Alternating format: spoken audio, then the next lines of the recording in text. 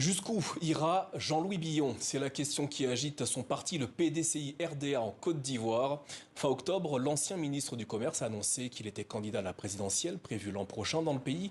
Mais sa formation politique n'a pas encore tenu sa convention, seule instance habilitée à désigner celui ou celle qui portera les couleurs de l'ancien parti unique. Une situation qui exacerbe les tensions avec Tidjane Thiam, le chef du parti.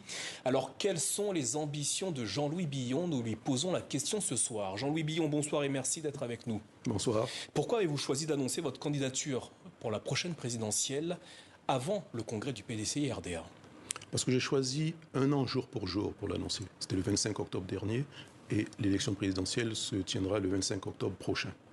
C'est une candidature mûrie, préparée depuis 25 ans et je me suis simplement dit 2025 sera mon année, l'année de notre génération.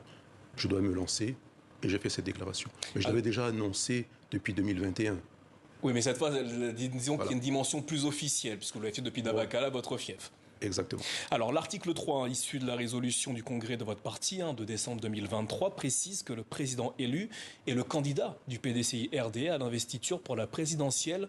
Vous ne vous sentez pas concerné par cet Alors, juste article? une clarification. C'est un article qui a été introduit nuitamment, qui n'a pas été débattu, et ils ont voulu le faire passer et le faire accepter par tous. Sauf que c'est un article qui ne devait pas figurer parce que le congrès, qui était un congrès extraordinaire avec un seul point à l'heure du jour, ne pouvait pas débattre sur ces dispositions. Donc vous le rejetez? Tout le monde le rejette. Votre décision est perçue par certains comme un acte de rébellion au sein de votre parti. Vous êtes d'ailleurs convoqué devant la commission de discipline du parti. Est-ce que vous allez vous rendre à cette convocation? Oui, bien sûr. Il faut faire remarquer que la convocation devant la commission de discipline est intervenue avant, depuis bien longtemps. Elle était préparée une première fois, elle a été rejetée. Vous avez été surpris d'être convoqué? Non, pas du tout, puisqu'il y avait déjà eu une première tentative. Donc je n'ai pas du tout été surpris. Alors ce qu'on me reproche, c'est d'être un acteur politique tout simplement, d'être sur le terrain politique. Mais on ne peut pas reprocher à un acteur politique d'être sur le terrain. La commission vous reproche peut-être également de ne pas avoir respecté les articles du parti. Non, aucun article n'interdit à un militant de faire de la politique. Aucun. Et par ailleurs, il y a eu des candidatures autrefois, notamment en l'an 2000, face au président Bédié, qui était quand même le président du parti, des candidatures multiples. Et le président Bédié a même été battu par Bombay. Et aucun de ces candidats n'a été convoqué par le Conseil de discipline. Jean-Louis Billon, ne craignez-vous pas de créer une forme de scission, de division au sein de votre parti avec cette candidature pour la prochaine présidentielle? Non, pas du tout. Je veux dire, comme je dis, la politique se fait avec une certaine vigueur. Les membres d'un même parti se challengent et puis le meilleur l'emporte et c'est celui qu'on présente aux élections au final. Trump a remporté assez facilement la primaire républicaine aux États-Unis. Bon, il a fini par remporter, mais il avait plein de candidats. Donc la démocratie commence au sein de sa formation politique. Que allez-vous dire aux militants que vous allez rencontrer samedi prochain à Paris? Alors samedi prochain, ce n'est pas que des militants, c'est des membres de la diaspora ivoirienne qui sont en France et en Europe. Ils sont nombreux. Il faut savoir que rien qu'en France, nous avons 143 000 Ivoiriens. Donc, ils constituent une richesse pour la Côte d'Ivoire. Ils votent ici, puisque nous avons des bureaux de vote ici. Donc, il est normal que je vienne échanger avec eux sur la Côte d'Ivoire, sur leurs attentes et comment je compte gérer le pays demain. Donc vous êtes en campagne, on peut le dire. Officiellement, vous êtes en campagne. Alors, il y a un illustre ministre de l'Intérieur autrefois qui n'est plus aujourd'hui en Côte d'Ivoire qui a dit « Quelle question, un homme politique est toujours en campagne ». Revenons-en à votre candidature. Au-delà du parti, les divisions au sein du PDCI-RDA ne risquent-elles pas de faire les affaires du RHDP, le parti au pouvoir? Non, pas vraiment. Alors, je vais vous dire, le PDCI aura un candidat. Donc, au final, c'est ce candidat qui sera en face du candidat du RHDP. Faisons en sorte que ce soit le candidat qui a le plus de chances de l'emporter. Et j'estime être celui-là. Que ferez-vous si vous n'êtes pas investi candidat par le PDCI-RDA? Ça va dépendre de comment la convention est menée.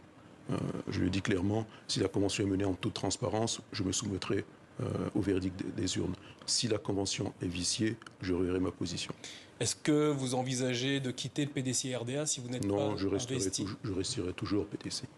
Alors, la semaine dernière, vous avez eu des mots assez durs à l'encontre de Tidjane Thiam, le chef de votre parti. Je vous cite, « Quand le débat politique va commencer, il sera complètement exclu. Il n'a pas scolarisé d'enfants en Côte d'Ivoire. Il ne peut pas parler aux Ivoiriens d'éducation nationale. » Est-ce à dire qu'à l'heure actuelle, Tidjane Thiam est votre principal adversaire politique ? Non, j'ai simplement fait remarquer qu'au sein de ma formation, lorsque le débat politique va commencer, il lui sera difficile de participer à ce débat face à d'autres acteurs politiques qui étaient présents en Côte d'Ivoire depuis ces 25 dernières années. Lui était absent. Et la Côte d'Ivoire qu'il a connue, qu'il a quittée il y a 24 ans, est différente de celle d'aujourd'hui. Il est parti en 99-2000 et il n'est revenu littéralement qu'en 2023. Est-ce à dire que Tidjane Thiam est coupé des réalités des Ivoiriens aujourd'hui ? En réalité, oui. En réalité, oui. Il peut s'en défendre, mais il est véritablement coupé des Ivoiriens.